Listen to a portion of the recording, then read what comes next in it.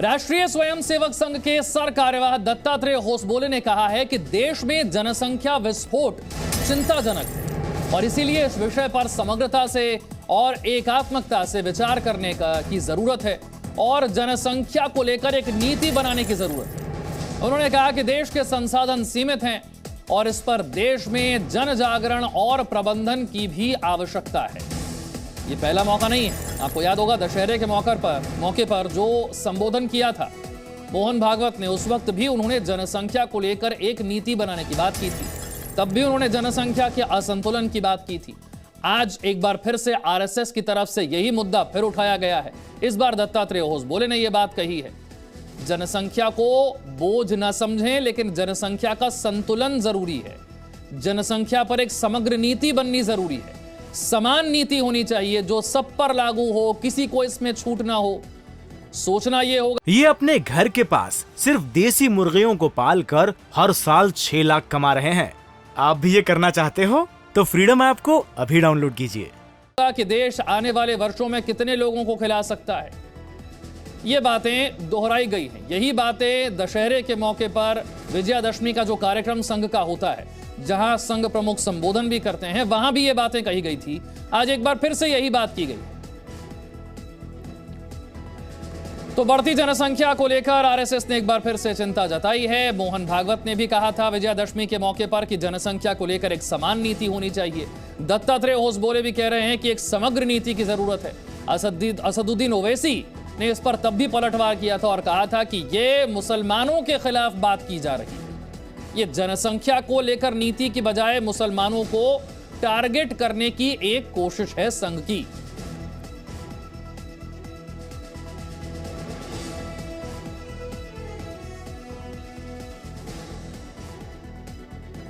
जनसंख्या असंतुलन के बारे में सरसंघ चालक जी ने अपने विजयादशमी भाषण में उसे रखा था। उस दृष्टि से देश में जनसंख्या की संख्या ज्यादा हो गई थी, विस्फोट हो गया, यह चिंता होना एक स्वाभाविक है, क्योंकि अपने संसाधन कितने हैं, सभी लोगों के पेट भरना चाहिए। इसलिए अपने यहाँ समाज में इसके प्रबोधन होना चाहिए। इस विषय में जानकारी अधिक है और देश में एक समग्रता से, एकात्मता से सभी को लागू होने वाले जनसंख्या नीति बने। कन्वर्शन होने से, मतांतरण होने से कई जगह पर संख्या हिंदुओं की कम है, उसके परिणाम भी भुगतना पड़ा। जो किसी न किसी प्रकार से मतांतरण करने की कई साजिश है, यह भी एक जनसंख्या को दूसरा घुसपैठ बांग्लादेश से, बांग्लादेश से उत्तर बिहार के राज्यों में आप पूर्णिया, कटिहार वगैरह देखेंगे या नॉर्थ ईस्ट में देखेंगे, यही इसी के लिए आंदोलन भी हुआ था वहां। आपको याद होगा विजयादशमी के मौके पर मोहन भागवत ने भी जनसंख्या को लेकर इसी तरह की नीति बनाने की बात कही थी। हमारा देश 50 वर्षों के बाद कितने लोगों को खिला सकता है? उस समय समाज में काम करने वालों की कितनी संख्या चाहिए? काम न कर सकने वाले उस समय कितने रहेंगे? आज के 57% युवा 50 साल के बाद काम करने की स्थिति में रहेंगे क्या? अपने देश का पर्यावरण कितने लोगों को खिला सकता है, कितने लोगों को झेल सकता है? इतने लोगों के शिक्षा की, स्वास्थ्य की क्या व्यवस्था हम कर सकेंगे? इतने लोग काम करेंगे, रहेंगे भी, क्या क्या करना पड़ेगा? और केवल देश का प्रश्न नहीं है। जन्मदात्री तो माता होती है, वो हमारी मातृशक्ति का सशक्तिकरण हमने कितना किया है, उनका स्वास्थ्य कैसा है, उनको, उनकी इच्छा क्या है, उनकी आवश्यकता क्या है, परिवार की भी आवश्यकता होती है, परिवार का भी विचार क्या है। ये एक समग्र विचार करके एक नीति बनानी पड़ती है। मोहन भागवत साहब ये बोले हैं कि भारत में रिलीजियस इम्बैलेंस हो रहा है, तो हमारे मुल्क में एक चीज है TFR, टोटल फर्टिलिटी रेट, वो 2% हो गया। माने इंडिया का फर्टिलिटी रेट बहुत ज्यादा गिरा और सबसे ज्यादा अगर TFR रेट गिरा मुसलमानों का गिरा। असदुद्दीन ओवैसी कह रहे हैं कि जनसंख्या असंतुलन का बात करता है संघ, लेकिन अगर टोटल फर्टिलिटी रेट को देखें तो वो सबसे ज्यादा गिरा मुसलमानों में ही है, यानी कि उन्हीं की जनसंख्या जो है वो तेजी से कम हो रही है। संघ कह रहा है कि देखिए जनसंख्या का अगर असंतुलन होता है तो वो पहले भी दुनिया के कई देशों में विभाजन बंटवारे की वजह बना है। भारत में भी अगर जनसंख्या का असंतुलन बढ़ता जाता है तो स्थिति खराब हो सकती है। धर्मांतरण को रोकने की जरूरत है। पहले मोहन भागवत ने यह बात कही थी, अब दत्तात्रेय होसबोले ने यह बात कही है।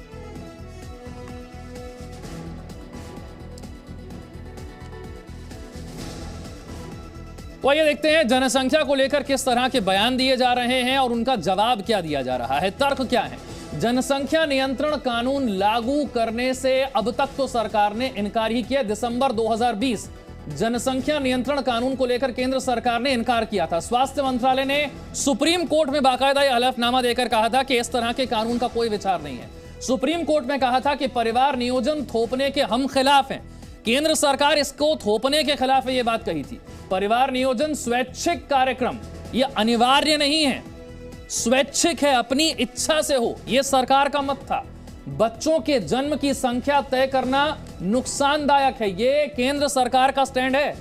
जनसंख्या नियंत्रण पर जो केंद्र का स्टैंड है वो यह है कि जनसंख्या नियंत्रण कानून से जनसांख्यिकी संकट पैदा हो सकता है और लोक स्वास्थ्य राज्यों का विषय है। लोक स्वास्थ्य जो है वो राज्यों का विषय है। राज्य इसमें सुधार के लिए उपाय करें।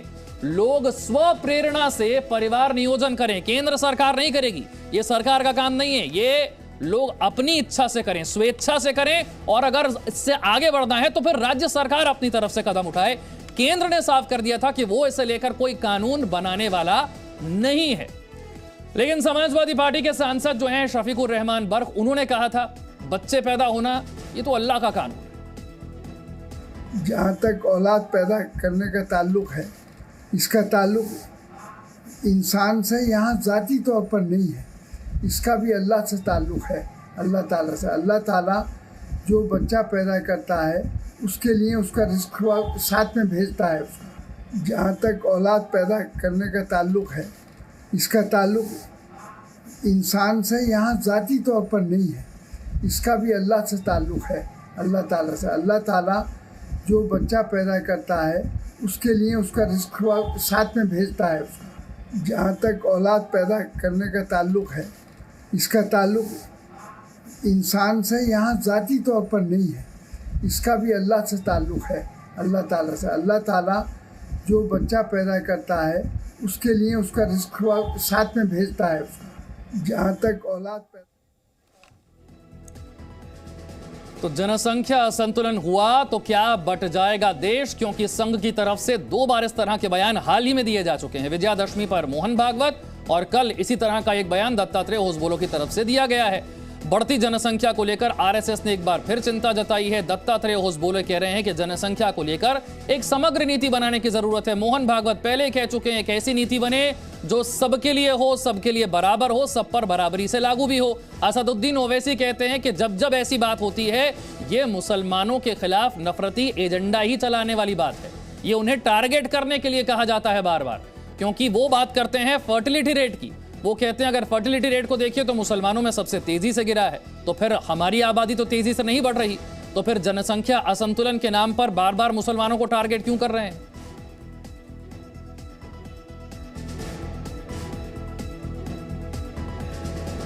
तो बड़े सवाल अब यह है कि क्या जनसंख्या असंतुलन हुआ तो बट जाएगा देश, क्योंकि मोहन भागवत और फिर दत्तात्रेय होसबोले दोनों यही कह चुके हैं। उन्होंने यह भी कहा कि धर्मांतरण पर रोक होनी चाहिए, अगर धर्मांतरण पर रोक नहीं लगी तो जनसंख्या असंतुलन बढ़ता जाएगा। सवाल यह भी उठ रहा है कि जनसंख्या नियंत्रण की बात तो बार बार की जा रही है, कानून कब बनेगा? केंद्र सरकार तो मना कर चुकी है इसे लेकर।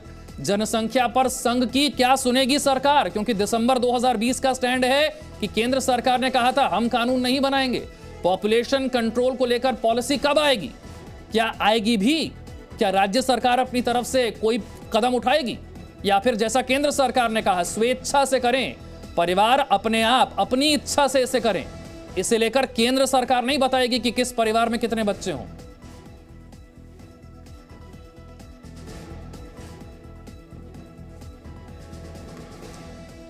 तो जनसंख्या को लेकर यह बहस कोई नई बहस नहीं है, यह पुरानी बहस है और यह बहस जो है वक्त वक्त पर एक बार फिर से यूं ही खड़ी हो जाती है।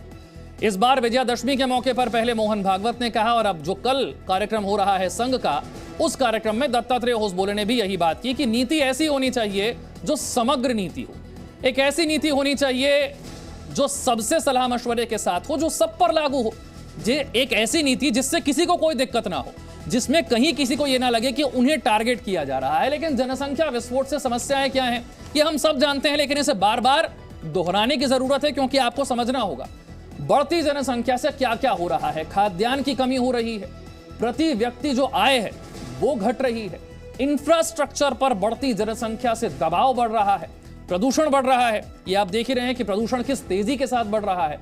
रोजगार की एक समस्या पैदा होती है, जनसंख्या जितनी ज्यादा रोजगार की आवश्यकता भी उतनी ज्यादा। बेहतर शिक्षा की कमी, और अच्छे स्कूल चाहिए, कॉलेज चाहिए और बेहतर शिक्षा की गुणवत्ता की उन्हें जरूरत है। स्वास्थ्य सुविधाओं की कमी होती है, यह हमने कोरोना में भी देखा कि अगर ऐसी कोई आपदा आ जाए तो आपकी स्वास्थ्य सुविधाओं पर कैसा असर पड़ता है।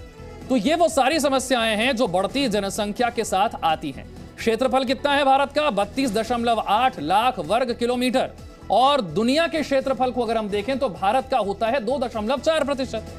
दुनिया के क्षेत्रफल के हिसाब से 2.4% हिस्सा है भारत का, और दुनिया की आबादी का 17.5% दुनिया की आबादी रहती है। भारत में प्राकृतिक संसाधन कितने हैं? 0.5 प्रति हेक्टेयर, और खपत है 1.1 हेक्टेयर प्रति व्यक्ति।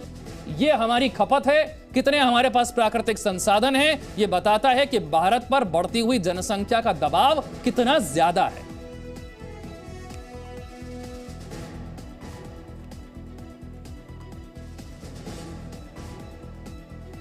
हसन साहब हमारे साथ इस वक्त जुड़ रहे हैं।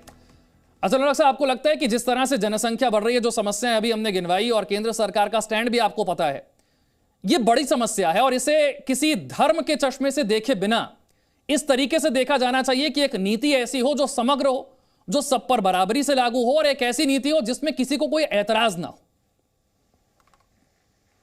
बिल्कुल आप सही कह रहे हैं सर। है नीति होनी चाहिए, नीति एक ऐसी होनी चाहिए जो सबके लिए बराबर हो। लेकिन मुझे एक नई चीज समझ में आती है कि दोहरी बातें क्यों करते हैं लोग। है अभी संघ प्रमुख 2016 में कह रहे थे कि लोगों को ज्यादा बच्चे पैदा करने चाहिए। आपको अलग अलग जो है संघ के लोग हैं, प्राची साध्वी अलग अलग है, और ये लोग कहती हैं कि ज्यादा बच्चे पैदा करो, बार बार है। सब लोग कहते हैं, कभी कुछ कह रहे हैं, कभी कुछ कह रहे हैं। दूसरी बात, अगर कोई कह रहा है, ये तो उसका पर्सनल राइट है, उसके पास है कि आप शादी कितने कर रहे हैं, बच्चे कितने पैदा कर रहे हैं, आप इस पे कैसे रोके।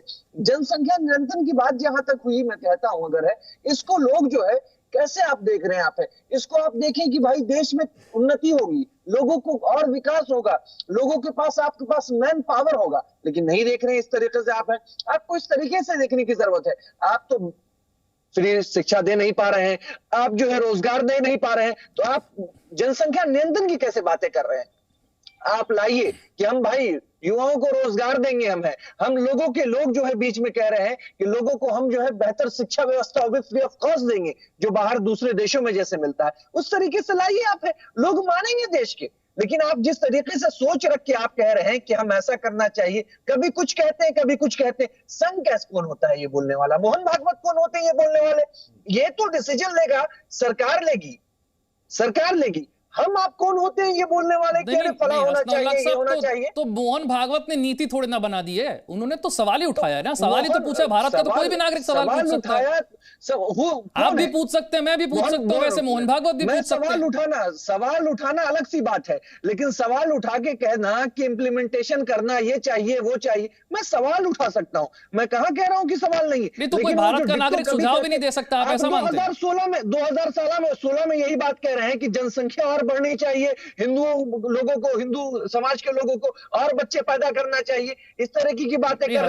साहब, तभी तो मैं आपसे कह रहा हूं ना कि किसी एक संगठन के क्या विचार हैं, सिर्फ उस पर बात करने की जरूरत नहीं है। मैं तो आपसे इसीलिए पूछा कि क्या आप मानते हैं कि जनसंख्या विस्फोट से जो समस्याएं हो रही हैं उसका सामना करने के लिए कोई समग्र नीति होनी चाहिए या नहीं होनी चाहिए? आप विस्फोट क्यों कह रहे हैं? कोई अपने घर से, अपने मन से, आप हमारे हिंदू समाज के लोग या मुसलमान समाज मैं विस्फोट इसलिए कह रहा हूं क्योंकि सर प्राकृतिक संसाधन भारत के पास कितने हैं और प्रति व्यक्ति खपत कितनी है, उस आधार पर कह रहे हैं। संसाधन जो है उसको तो इस्तेमाल नहीं कर पा रहे हैं। आप विस्फोट सर ना कहें किसी के। आप हमारे घर के बराबर में हमारे पड़ोसी है, मैं नाम नहीं लेना चाहूंगा उनको, मंडल जी हैं, गुप्ता जी, उनके साथ 6 बच्चे हैं, 7 बच्चे हैं। क्या मैं कहूंगा मैंने किसी को टारगेट कर नहीं कहा। मैं तो समग्र बात कर रहा हूँ ना, मैं वही तो बात हो रही है कि समग्र नीति पर बात करें ना, टारगेट करके बात ना करें।